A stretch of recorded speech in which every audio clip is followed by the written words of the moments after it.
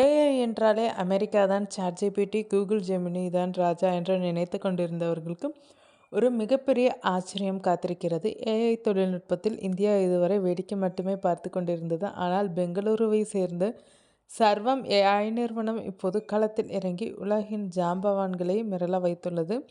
இந்திய மொழிகளுக்கான பிரத்யேக தேவைகளை பூர்த்தி செய்வதில் சர்வம் ஏஐயின் புதிய கருவிகள் கூகுள் மற்றும் ஓப்பன் ஏஐ நிறுவனங்களை விட சிறப்பாக செயல்படுவதாக தகவல்கள் வெளியாகியுள்ளன.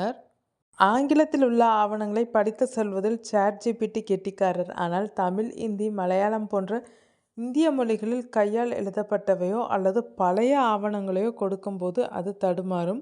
இங்குதான் சர்வம் விஷன் ஸ்கோர் செய்கிறது. இது ஒரு ஓசிஆர் கருவி. சிக்கலான இந்திய மொழி ஆவணங்கள், மங்கலான பிடிஎஃப் கோப்புகள் மற்றும் கையெழுத்து பிரதிகளை கூட இது மிக துல்லியமாக படித்து டிஜிட்டல் எழுத்தாக மாற்றுகிறது.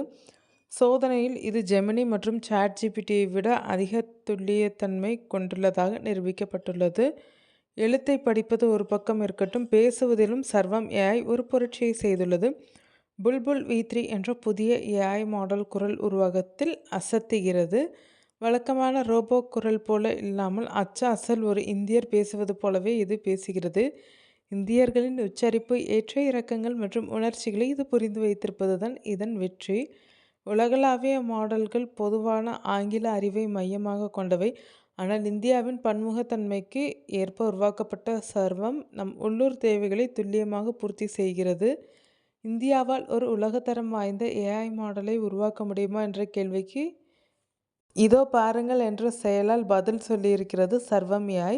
டிஜிட்டல் இந்தியா இனி ஏஐ இந்தியாவாக மாறும் நாள் வெகு தொலைவில் இல்லை.